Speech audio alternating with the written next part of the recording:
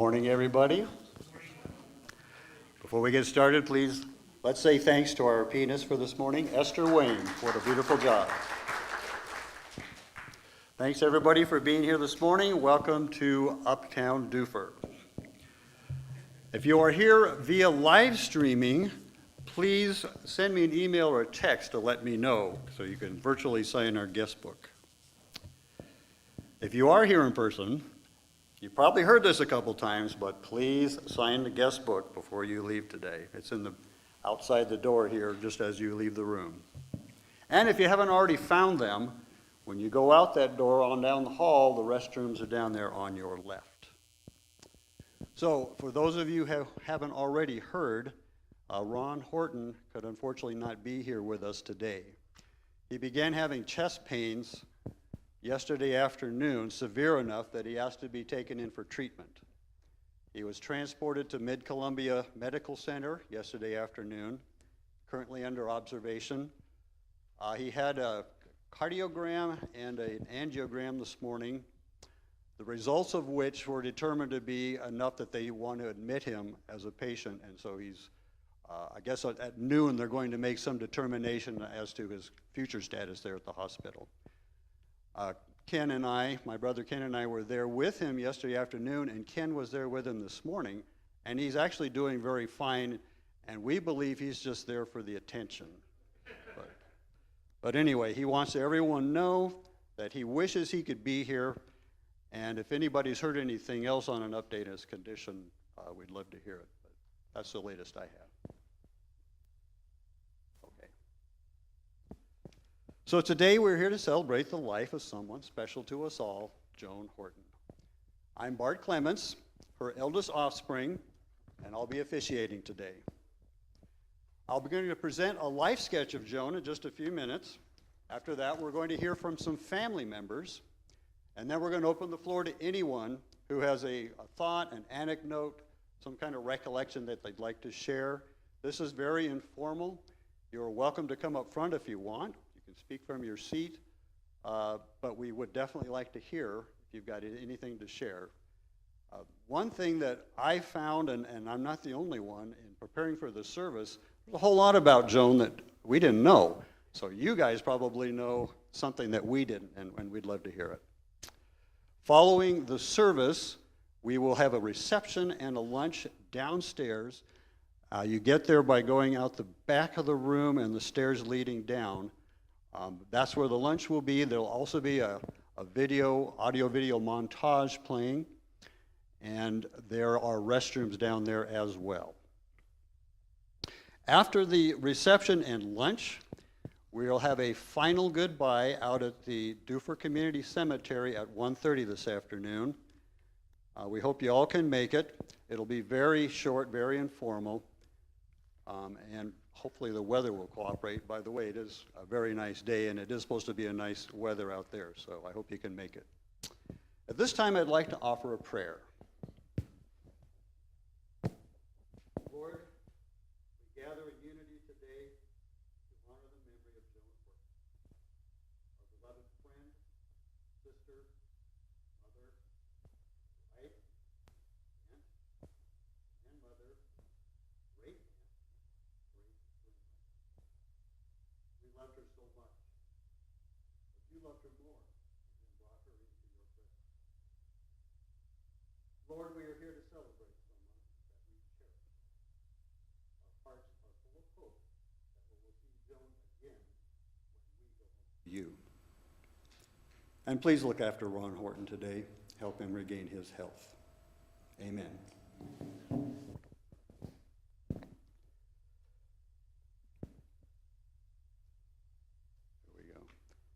Betty Joan McConnell was born about 15 miles from here almost 89 years ago. She was the middle child of Harry and Blanche McConnell, the grandchild on her mom's side of Blake and Lorna Gallagher, and on her father's side of James and Rachel McConnell.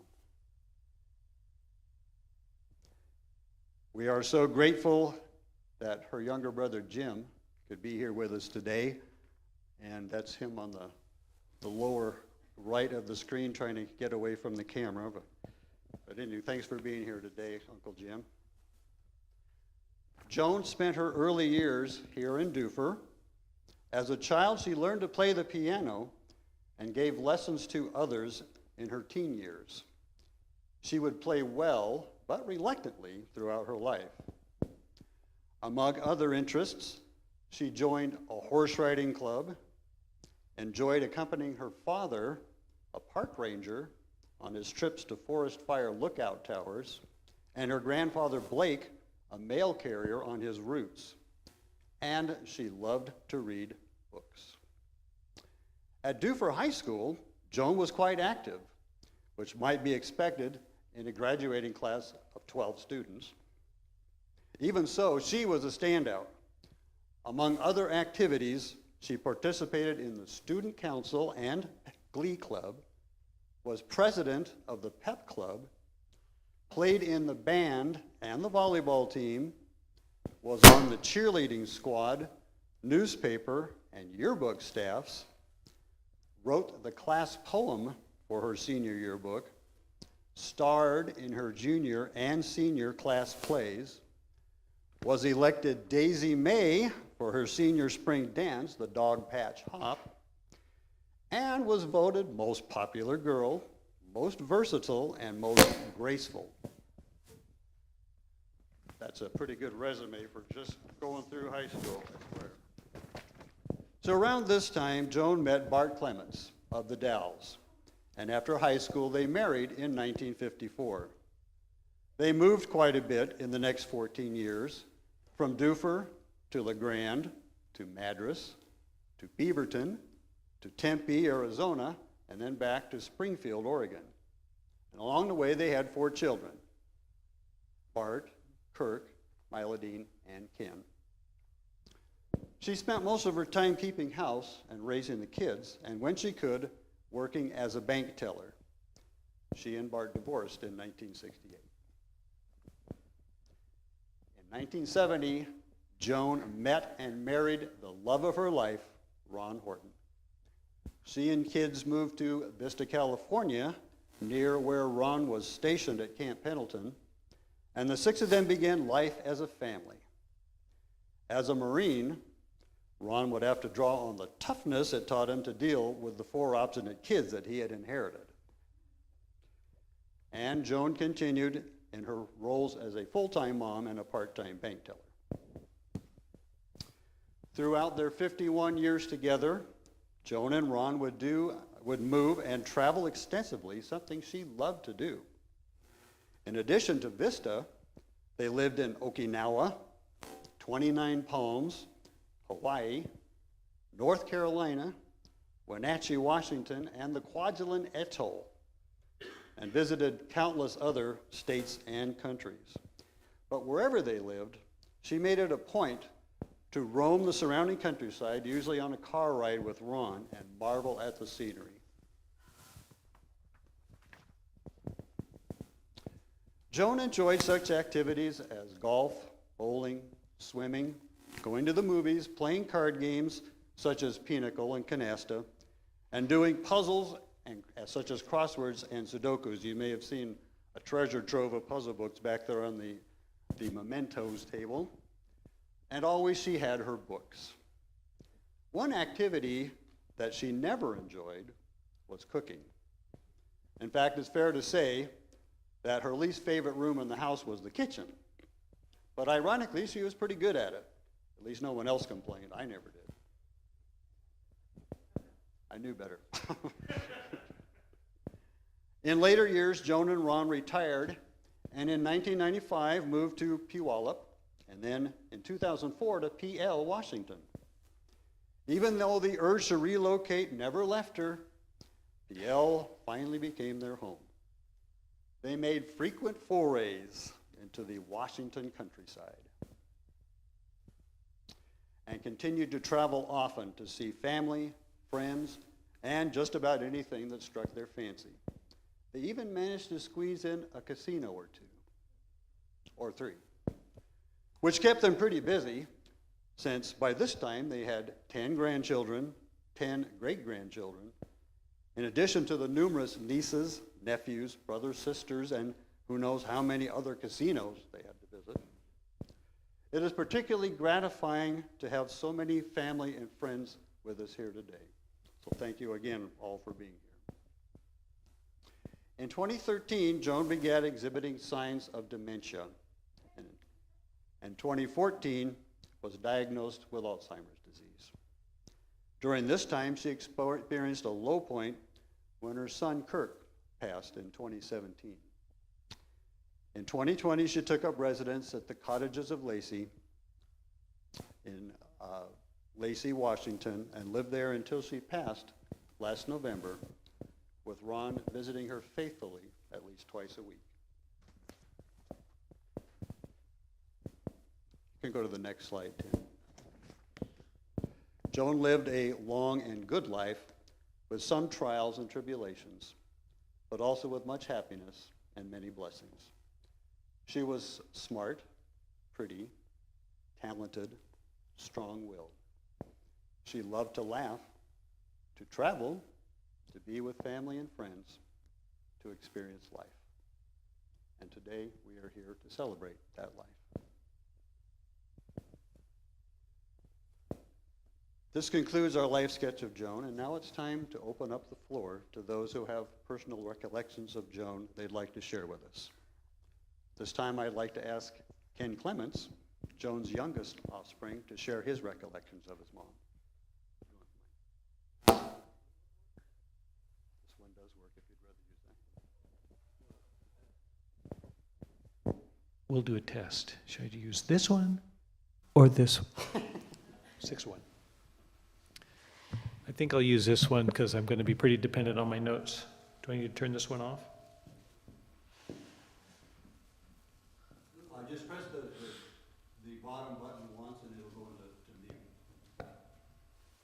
Thanks. That does. It's supposed to be running. All right, try it again. It should turn red when you... Oh, it's this making the noise. Oh, is it? It's been muted. All right. Thanks, Bart. That was tremendous. Thank you. Good morning. I'm Ken Clements, Joan Horton's youngest child. Thank you all for being here today to honor and celebrate Mom's life. Thank you for the distance that you've come to be here. It is great to see the Reed branch of the McConnell clan so well represented. And it's good to have the Clements clan, the old clan Lamont, gather here. We're grateful to Becca and Elizabeth and Kirk and Tyler and Rosemary for coming, to being here today and together with us all holding dear the memory of Kirk Jeffrey Clements. Thanks especially to Ron, gesturing at the camera back there, hoping he's watching the live stream. Thanks especially to Ron and Bart and Barbara Jean for their leadership and work in organizing this memorial. So, the other day, I refound a picture of Mom's 4 kids where we appeared to be sitting at the edge of the Grand Canyon. Classic picture. I'd seen it many times before. This time I flipped the picture over, looking for the date that Mom was always faithful about noting on the back of photographs. And on it, on the back of it, in her handwriting, written in pencil, I found these 3 words: just one push. What? I was shocked, but then I thought a little bit, and I realized that tracks with who I later learned my mom to be. But my initial shock at my mommy writing these things about her children. Who was this person? And I was reminded about how little I knew about Mom. So there's certainly more to her than just being our mom, but it's from that limited perspective that I'm going to share with you today. The woman I got to know through the course of my life had so much going for her. She was athletic, intelligent, strong, and energetic. These characteristics served her well in keeping up with and wrangling into place her unruly brood of children. She could snag an upper arm before our feet caught up with our brain's command to run. But she did much more than just establish order and keep us from doing one another in. She was devoted to her family, and she believed in her kids. Our actions may not have always supported the faith she had in us, but she was wise, and she knew her kids needed to know she was in their corner defending them no matter what. Mom's consistent message to us all throughout our lives is that we could accomplish anything we put our minds to. I was supposed to not be crying for this part, so I'm going to try and get under control here. When I was an adolescent, Mom and I had ongoing lively debates about how I was spending my time. That's a lie. I did a ton of sitting around trying to look surly, and she and Ron made suggestions for hobbies. At one point, I thought I wanted to be an author, and I wrote an achingly terrible short story. To my shock, Mom hand-typed many copies of my story, no personal computers in those days, and she sent them out to family members. There was no fanfare in this service she volunteered, and by this simple act, she made me feel like I had accomplished something important. And she also showed a thankless, selfish adolescent what it means to support somebody with kind actions. I hope this had an impact that lasted into my parenting. You can check with my kids later about whether it did. The things Mom did, the choices she made, the example her life provides, this was part of her legacy that shaped and guided the character of her kids and impacted all of her relationships. She was an energetic person with a strong work ethic, not one for extended idleness, but she knew how to rest too. Another thing I came to realize about Mom while writing this eulogy, something I certainly took for granted, as I suspect kids often do when it comes to their parents, is that she had a strong moral compass. She was a good person, a force for good in the world, and she did this without preaching or punitive measures. Okay, there may have been some choice words along the way, and I certainly remember the taste of soap and the sting of a spanking when I was little, but as we kids gained our independence, it was the actions of a life well lived that gave us a ruler, a way to measure, if we chose to, our own choices. Another part of Mom's legacy I'm grateful for is her tendency toward irreverence. Just one push. Mom was not a radical revolutionary or a zealot, and she wasn't one to go off on a rant. But throughout our lives, she would ask the quiet question or make a comment that would pull you up short and make you realize you weren't thinking things through. She had a healthy skepticism, I think, about the status quo.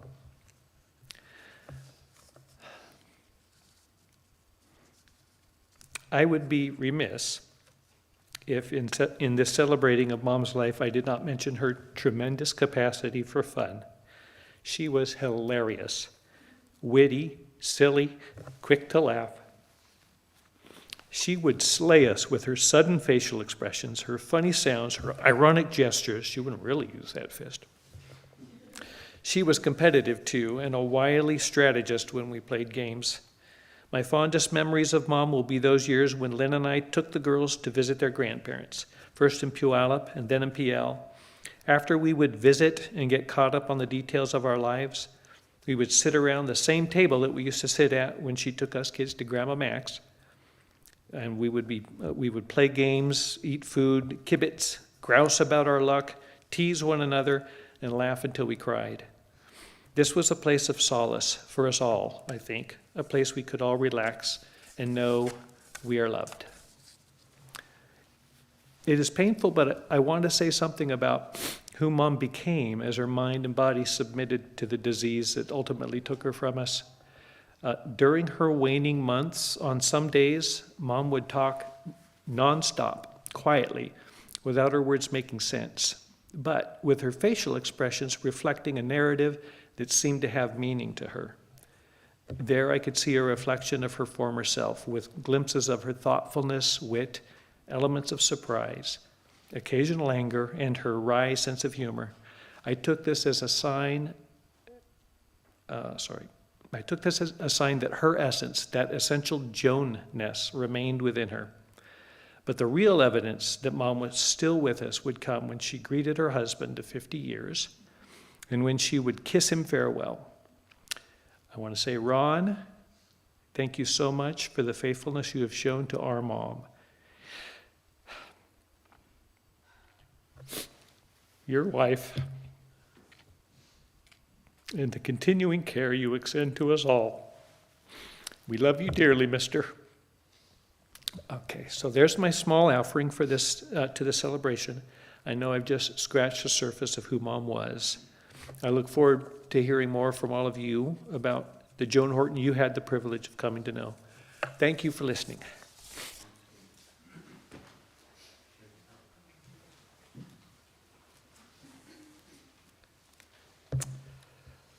And now I'd like to offer the floor to Lorna Orman, Joan's niece, to share some memories of her aunt, if you're ready. So do you want that one there? That works. Hi, everybody.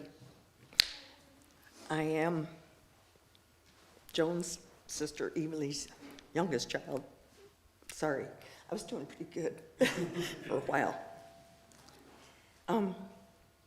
And thinking about Aunt Joan and everybody today, I was thinking about how many of you I haven't met or haven't really gotten to know, and how Aunt Joan was so unique to each of us as a sister, a spouse, a mom, a grandma, aunt. How she means something so special to all of us, but it's all kind of different. So I'm really glad that maybe today we'll get a chance to reunite some of these family members and see who you are. So on that, I wanted to share a little bit about what a brave and strong woman Aunt Joan was, and that she had the courage to love a Marine. So I'm going to tell you just a little bit of the stories that Uncle Ron and Aunt Joan have shared with me over the years. Uncle Ron was out on a blind date that went south before cocktails were even served. So the date asked if he would take her home, and he did. But he'd already spotted this pretty gal that was out with her friends, having a good time, so he came back to the lounge, and they danced the night away. The next day they went bowling, and after that, the third day, they had pizza and spent the day together. And on the fourth day, that Marine shipped out for his second deployment in Vietnam. So that's a pretty short period of time when you think about the basis of their love. So he was gone for 7 months. They stayed in touch. The minute he got back, he made his way back to Springfield and called her up and asked for a date. And she already had a date that night. And so she told him she just had a date. A few minutes later, the bar phone rang where Uncle Ron had called her from, because they didn't have cell phones in those days. Imagine that. And it was Aunt Joan calling back and saying she changed her mind, canceled her other date, and she was going to go out with him. So to me, that took a lot of courage. I mean, what a leap. But she felt something in her heart. So Uncle Ron was in California, Aunt Joan was in Springfield, long-distance phone bills were climbing. He told me that sometimes when he couldn't afford to drive, he'd hitchhike from California to see her for a weekend. I mean, who does that? But Uncle Ron did.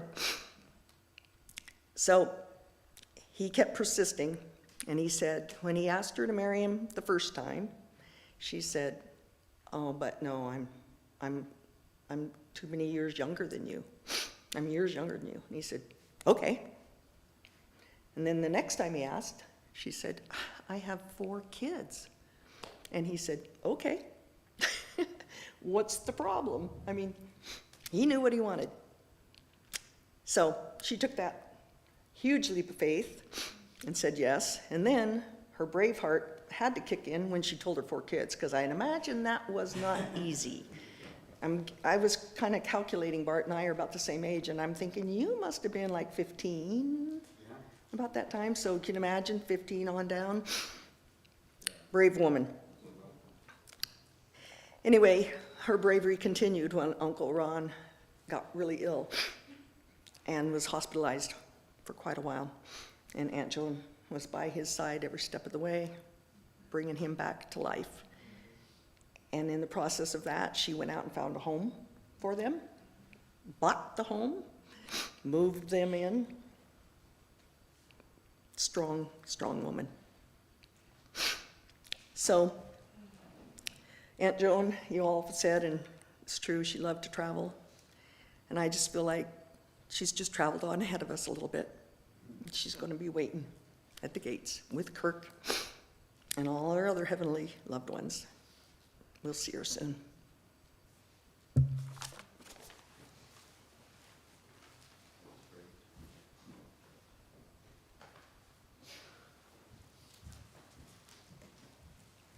Well, thank you to Ken and to Lorna for sharing with us today. So this time it's time to open the floor to anyone who would like to speak. If we haven't sparked some kind of memory in you by now, I don't know what it's going to take. So again, this is very informal. If you just have a thought or an anecdote or anything that you'd like to share, you can feel free to stand up from your seat if you'd like. Okay, sure, back here.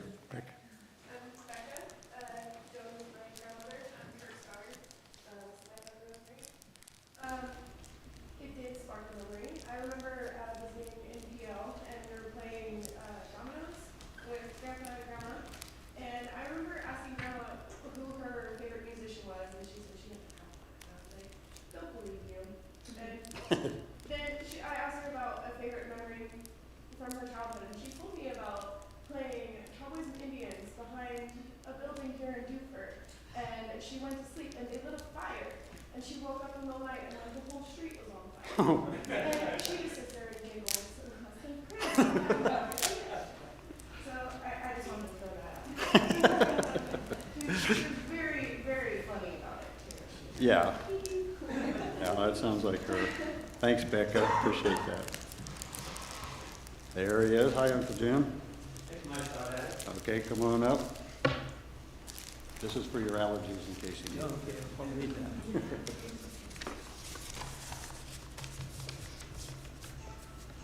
Hello, everyone. It's good to see family and friends together here for Joan's celebration of life. I've been living in Georgia for the past 47 years. That's a long time to be away from my roots, which are right here in Duford. I was born in Dalles and grew up in Duford. Lived in a house about 4 blocks, about 2 blocks down the road from here, and we had a time there, and I guess I lived there for about 18 years, plus a little bit more. And about half of that time was with my 2 sisters, Joan and Evelyn.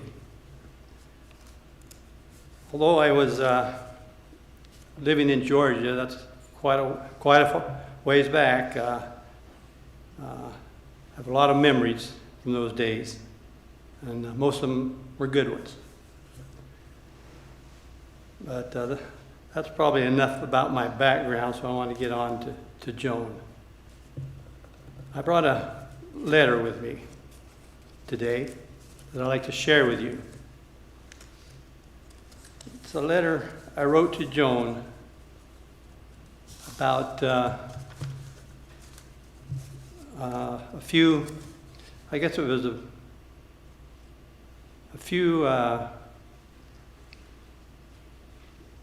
a time when she was, well,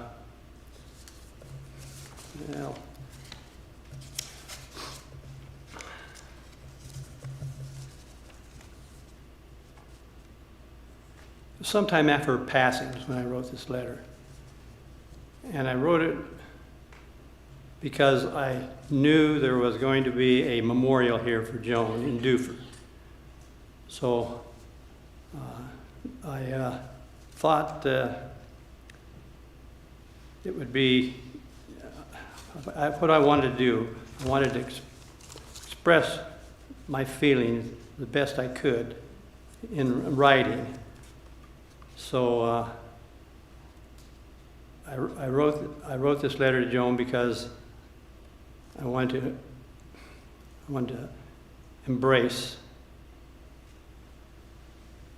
I want to embrace the time, our time. I wanted to express my time the best I could in writing. My feelings for Joan and on our relationship as brother and sister. And if for some reason I couldn't be here from Georgia, I thought it was, I intended to send that letter on to somebody in the family that would read it in my absence. But as you can see, we made it here from Georgia. And Nancy and I, so I get to read the letter myself. It's short. It's short. It's a simple letter. It's heartfelt. I'm just hoping this old sentimental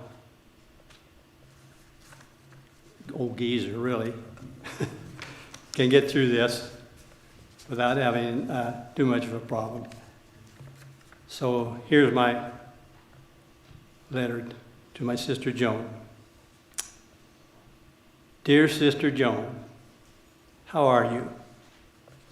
My feeling is that you are doing great, for that is the nature of your good spirit. I am writing this letter to let you know that I love you and miss you. We did not have enough time together during our lifetime. I suppose our age difference of 7 years was a reason, for I was only an adolescent pup when you began a new phase of your life beyond our home in Duford. Yeah, you were nearby for a few years, but your working days as wage earner, and then both wife and wage earner, and my active days growing up, mostly goofing off, I suspect, limited our time together. Even so, I have good memories of you and our lives together under the same roof. Most memorable was the introduction to the joy and fun of music played by you and Evely on the big old piano in our living room. Great tunes from the 40s and early 50s. I call them tunes from my sister's piano bench, simply because bunches of sheet music with those impressionable covers were stored in that bench. Hearing those tunes today still makes me smile and kindles fond memories of our days back home. Later on in our lives, many miles of distance between us and busy lives also limited our time together. Occasionally over the years, you and I were able to get together for a day or two, but those get-togethers were never long enough. Really, it was not until you and Ron settled into your retirement years in Puyallup and then PL, Washington, that our visits became more consistent and longer. I think you will agree, Joan, that the Rocking Reed Ranch in LeGrand became the ideal place for family rendezvous. Once or twice a year, we would get together for a week or more, or for extended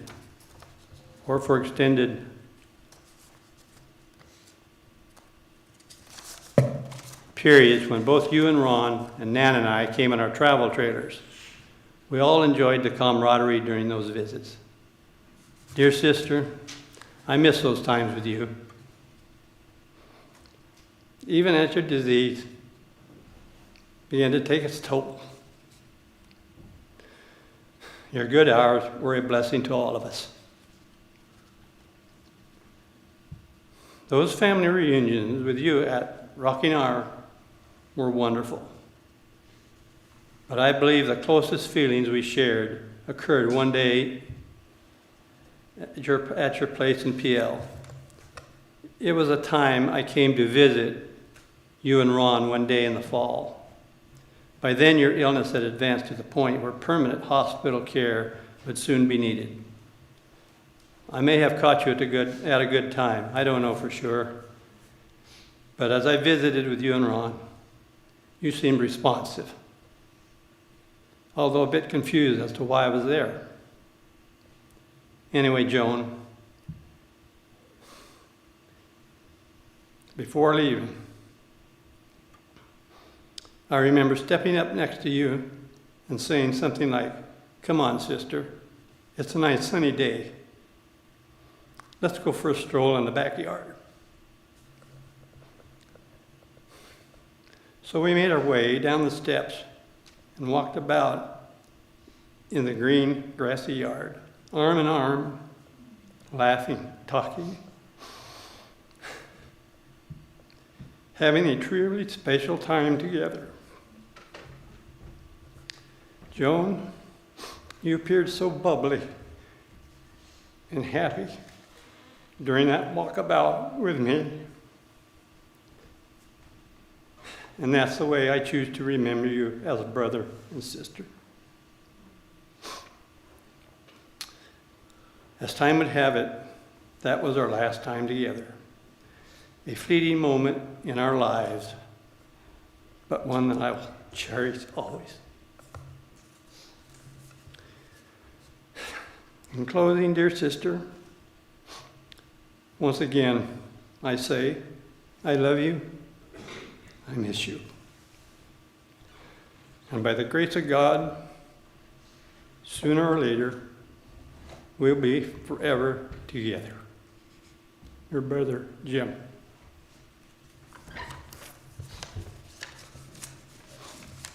And that's the letter for a loving sister. Thank you.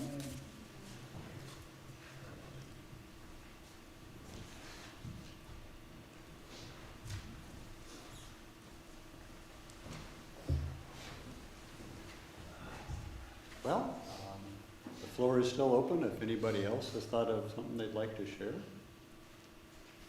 There's no pressure. There we go. Yes, ma'am. Hi, Todd.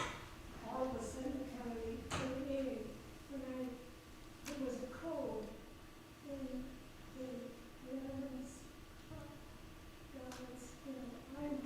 my kids, I remember that me, and we would watch, me and my husband. We've been all over the world for him. Anyway, make a long story short, Mrs. Dodge came at the school, and she went into the records and seen that there had been no people to win, because we were all men children. And so she went back, and we went through cosmetics. Do you remember that? Yeah. And she was like, Spiker.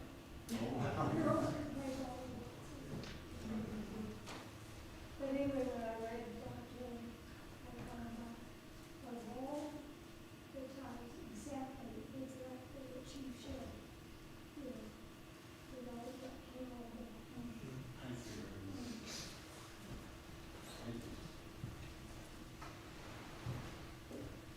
Does anybody else have a memory that came to mind you'd like to share? Well, you still have a chance. Because now you get to listen to me for a while, because I prepared something to share. So, a few months ago, my wife Barbara Jean, who is a genealogist, made an amazing discovery. If I can get this to work. And that discovery became quite a revelation for me. In the course of her research, Barbara Jean happened upon my mom's high school yearbooks, which we have copies of in the back. And I told you a little bit about all the things she did in her high school. As I was browsing through those yearbooks for the first time, I realized I was seeing her name and picture popping up all over the place, and not just in the background. She was the president of this or the star of that. If you have a chance, you might go through those yearbooks. It's just amazing. I mean, I looked through my yearbook and I could hardly even see where I'm in there. She's all over her. But then again, there was only 12 people in the class, but still. But this was a revelation for me because I had no idea that she was so active and so well talented because she never talked about it. I don't recall her ever talking about what she did in high school. In fact, I don't have really any memories of her talking about herself at all. So I think maybe, I think she preferred to be in the background. I think maybe that her self-esteem didn't depend on getting recognition, but I knew from things that you've shared that when the time came and she had to step up, she could do it and she would get things done. I have a strong memory that she never wanted to have her picture taken. And I know this because as soon as I bring a camera up, she'd do this or something. She would always say something like, "Oh, my nose is too big." "Oh, my hair looks awful." But of course, that's just an excuse and it wasn't true at all. But to me, it just indicated her personality. She just didn't want to be the center of attention. So after I took that into consideration, I realized, well, there's probably a whole lot more about her that I don't know, and I may never know, which may have led to another realization, and I'll share that with you in a little bit. So I remember my mom as a sniffer. And by that I mean, when she would make one of those risque comments or irreverent comments, like, "Are you hungry? Well, you know where the kitchen is." I'm pretty sure that she got this habit from her mom, because I remember her doing something like that too. I remember taking my mom to a movie when I was a teenager. I'm pretty sure it was the year before I joined the Air Force, and it was kind of like a date, a treat from me to her, so it might have been, I don't know, her birthday or Mother's Day or something like that, probably around 1976. And I even remember the movie, Barry Lyndon, which I knew she wanted to see, even though I recall one critic calling it a feast for the eyes, a famine for the mind. Anyway, she was a very nice date, and I hope I was a gentleman. I remember my mom made me cry like nobody else ever has. It was during my early years in the Air Force, when I had just found out that a girl I thought I was in love with had jilted me. I was already feeling pretty low, sitting there in my barracks room. And when she told me on the phone that basically I was still a worthwhile person, I bawled for the rest of the day. She had my number for sure. I remember that my mom always made me feel loved and welcome, no matter where I was, no matter where she was, or what else was going on. This is even more remarkable given the terrible things that we kids put her through during those times. Even though we were all growing up at the time, and so that's maybe an excuse, but not much of one. She always extended a warm welcome to each of us after we moved out and wanted to come visit. And that was just something that I will always treasure, that I just always felt welcome and warm. Like you said, solace. It was a place of solace to be with my mom. And now to that realization that I mentioned earlier. Over the years, and especially while preparing for this memorial, the more I've learned about my mom, the more I reflect on it, the more I realized just how much like her I am. She loved doing puzzles. I love doing puzzles. I take them everywhere. She loved to travel. So do I. She liked Barry Lyndon. Well, okay, I like Barry Lyndon too. I've even got her hair, and I noticed that I've got Jim's hair too, so I think there's something. So I leave you with this thought. We are our parents. We can't help it. This isn't a progressive insurance commercial, folks. I mean, we aren't going to get an intervention from a therapy counselor who helps people transitioning to becoming their parents. Now, granted, if you're washing and waxing your trash cans, or talking to somebody, a stranger on the elevator, and making weird comments, maybe you need help. But whether you know it or not, you are your parents. And sometimes that's a very good thing.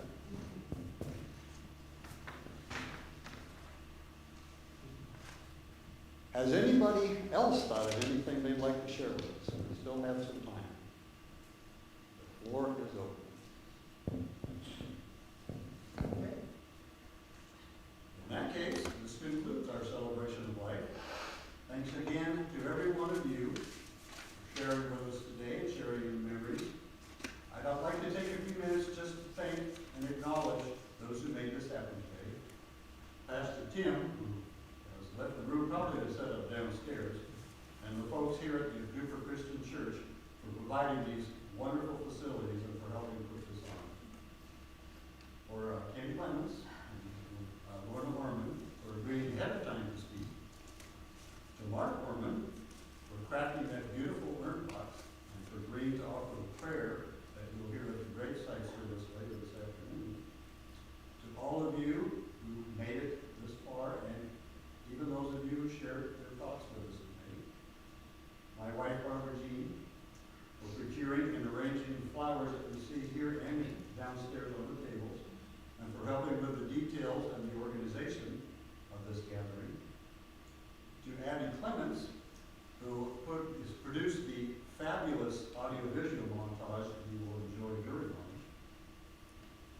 And especially to Ron Horton, Billy Reed, and Jim McConnell for providing many of the photos and the memorabilia that you see on the table on the back there. And by the way, if any of you like puzzle books or jigsaw puzzles, please feel free to help yourself. I was the lucky recipient of an entire bag full of puzzle books from my mom, so I will never get through it. Please help yourself. Also to Dirk Thayer, who provided logistical and technical support par excellence. And if there's anybody that I missed that helped set up, I apologize, but thank you again for all your help. And last but not least, Ron Horton. Without him, this wouldn't happen. He was a major motivator for putting this together. Too bad he couldn't be here. Okay, so please join us downstairs right after this. The way you get there again is out the back, and there's the staircase that leads down there, and there's tables set up, and we'll have lunch served. And once again, if you haven't heard it enough, please sign the guest books on your way out. All right. Also this afternoon, we will have that graveside service at 1:30 at the Duper Community Cemetery. As you head back out of town toward the Dalles on Highway 197, you'll see a sign that says Horton. Can't miss it on your left. That's where you turn for the cemetery. And you're invited to join us for a little informal gathering at Spooky's Pizza in the Dalles later this afternoon. We're shooting for 3 to 5 p.m. That way, those of you that need to drive home later might have a chance to eat before you go. So please join us there. One last time, does anybody have anything they want to share with us? Okay, let's have some lunch. Thanks for all of you.